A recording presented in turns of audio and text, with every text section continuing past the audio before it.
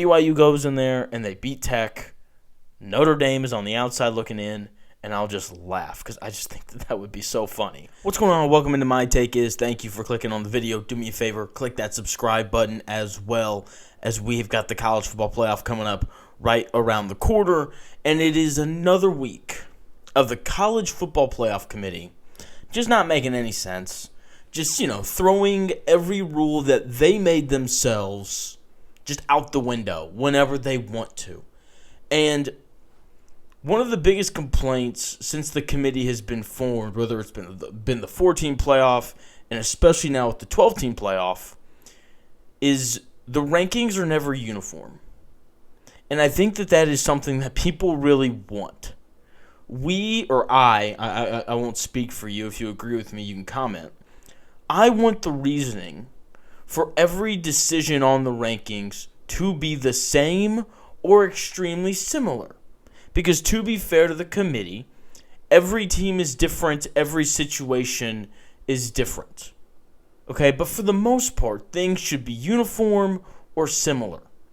Okay, with that being said, I continue to not understand how you can rank Texas in front of Vanderbilt, BYU in front of Utah, and so on, and cite the head-to-head, and then rank Notre Dame 2 spots ahead of Miami and not use the same logic. Like, that is absolutely lost on me. Absolutely lost on me. And I think most of the country agrees with that sentiment, unless you're a Notre Dame fan. And you shouldn't agree with it, because you're a Notre Dame fan and you should fight for your team no matter what. And so I think that there is just frustration with the lack of uniformity year in and year out. There's a college football page on Twitter. I forget the name of it, but they went back and they looked at all of the rankings from this year and from last year and so on. The committee has always favored head-to-head in literally every single scenario except for this one. And people want to say it's biased. I don't know. Miami's a really big brand. So is Notre Dame. Okay, so I'm not going to sit here and blame it on bias or anything like that. What I want to focus on before I talk about this specific scenario between Notre Dame and Miami is next year. Again, one of the frustrating parts about this era of college football, the committee is going to change. And so the standard with which we rank teams, the weighing of strength of schedule versus strength of record versus head-to-head and all those things is going to change again. I'm telling you right now, head-to-head record will matter more next year because that just kind of seems to be how this goes. The thing that's not important last year is all of a sudden really important this year, and the cycle is just going to continue. Like last year, the committee set a precedent that if you lose your conference championship, it will not impact your ranking. I think they'll do that again, but it's a new committee who clearly doesn't have any rhyme or reason for any of their decisions. So who knows what they're going to do? Now, I want to discuss the Notre Dame and Miami dilemma a little bit more. I am firmly in the camp of the game should matter, and Miami should be ranked in front of Notre Dame because they beat them. Okay? That is where I sit with this. And I have other issues with this as well, related to Texas, who's obviously been a really big talking point because they're Texas. Texas fans are amongst the worst in college football. They think they're entitled to everything just because they're Texas. With that being said, they are correct. If they'd played Mercer week 1, they'd be in the top 12 and they'd be in the playoff.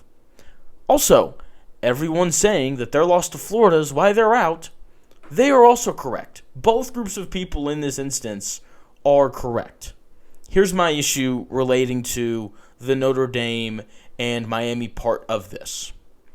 The committee ranking Notre Dame in front of Miami and inside of the top 12, despite only having one good win on the year against USC at home, is the committee admitting by that ranking that teams can improve over the course of the year. And if you've watched Notre Dame, they've definitely got better. They got a freshman quarterback playing. He is, CJ Carr, significantly better now than he was at the start of the year. Part of that, because they're playing teams that aren't very good, that's part of it. But if you watch the guy, he's clearly better now. He's clearly more comfortable now than he was at the beginning of the year. Okay? Notre Dame wasn't better than Miami in September. But according to the committee, they're better than them now. So they are ranking Notre Dame in front of Miami. If I'm Texas, by the way, I want to make this abundantly clear.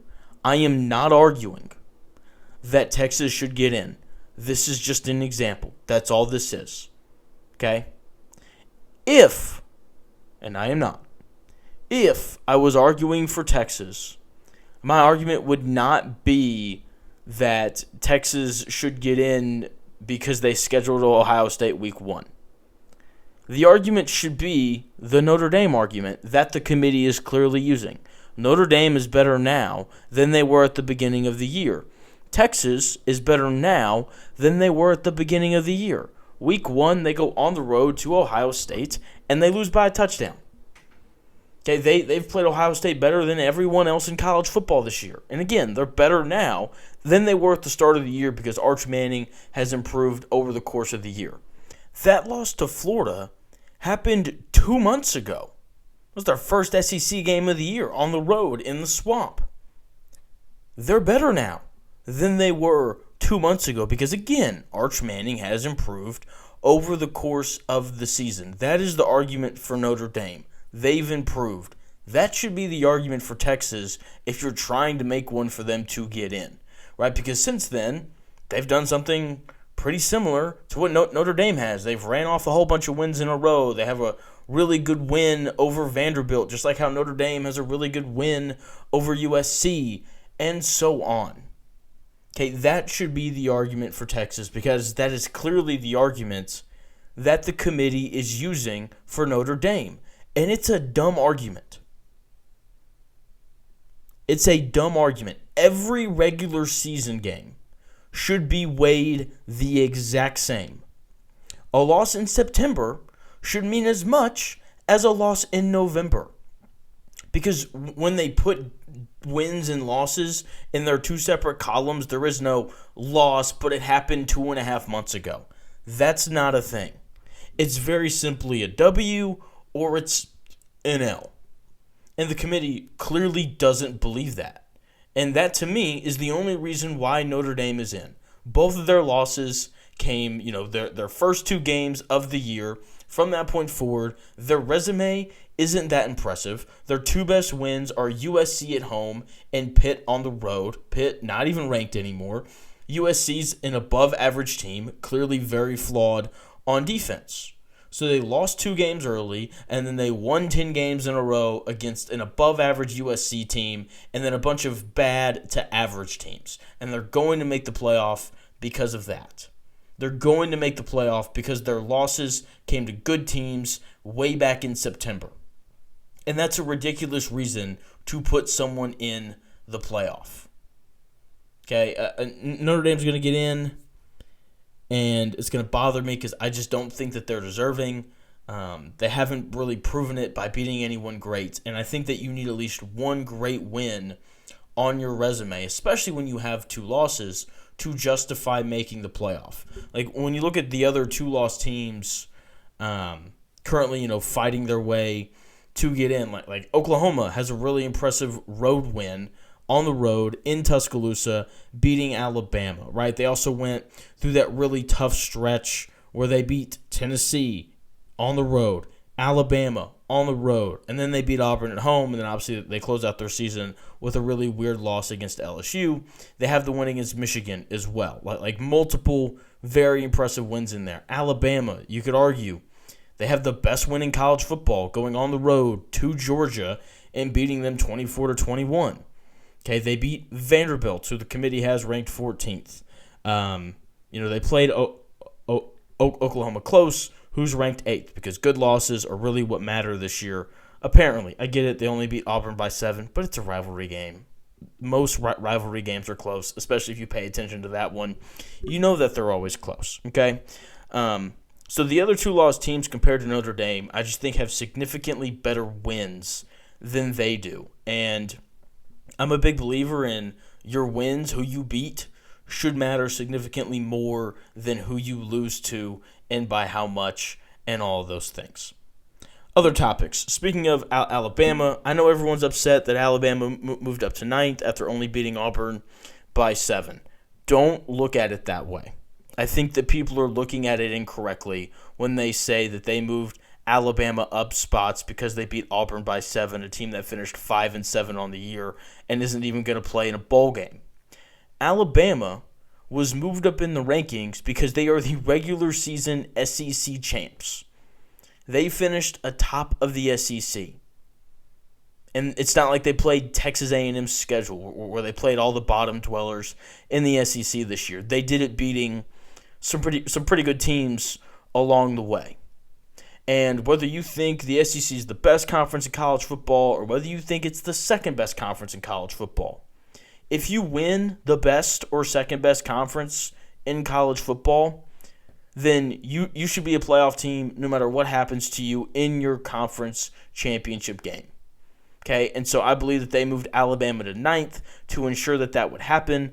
I would assume that even if they lose on Saturday to Georgia, that the committee won't penalize them for playing in a conference championship game, because as soon as you do that, then all the conferences will cancel their conference title games, and nobody wants that, okay? Nobody wants that.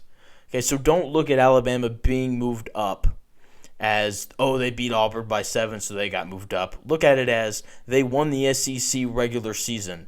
That's why they got moved up. Speaking of moving up, Ole Miss moved up despite Lane Kiffin leaving. I don't know if they should have been moved up because that's obviously a big blow, but they should be in.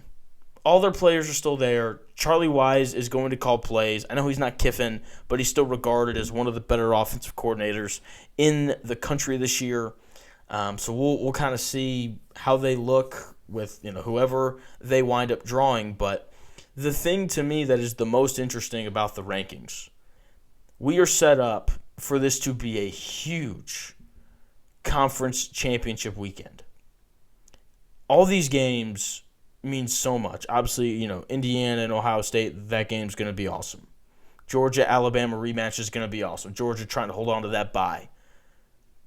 Okay, but there's so much more than that because as of right now, BYU's on the outside looking in, and they have a real chance to play not a real chance, they have a chance to play their way in with a win over Texas Tech.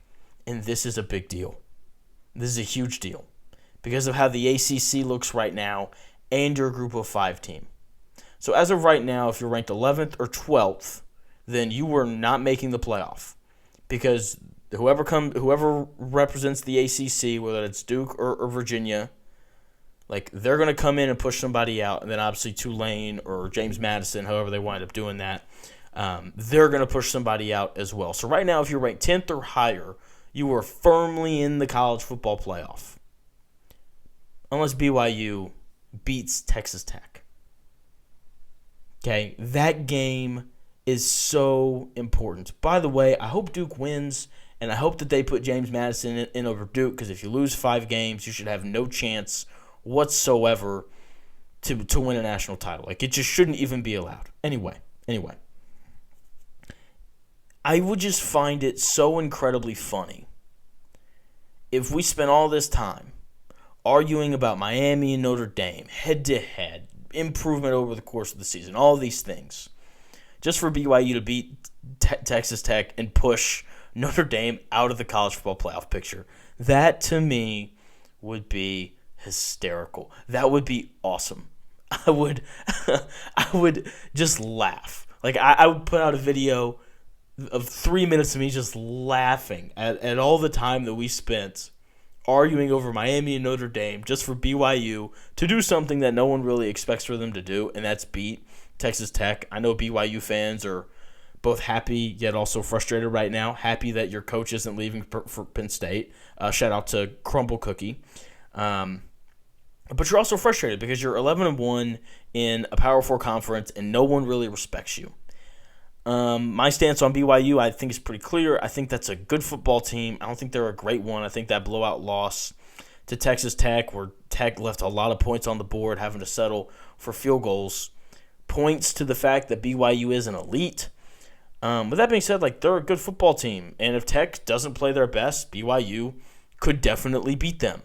The issue is it's a conference championship game. Texas Tech is playing for a bye in the first round. I think that they're going to get Tech's best. I think Tech's going to look a little bit better in the red zone than they did against BYU. I'm ruining my Texas Tech versus BYU preview video right now, so let me stop. But if BYU goes in there and they beat Tech, Notre Dame is on the outside looking in, and I'll just laugh because I just think that would be so funny. So that's what I'm rooting for. Okay, I'm rooting for that upset because it would just eliminate any and all of the annoying conversation that I don't want to hear anymore about Miami and Notre Dame and that whole debacle. So that's going to do it for the video. Thank you for watching. Hopefully you enjoyed it. Let me know in the comments below, what would you do with BYU? What would you do with Miami? Alabama, how would you kind of deal with them if they lost to Georgia? Let me know all that in the comments. Thank you for watching the video. Please subscribe. I'll talk to you again soon.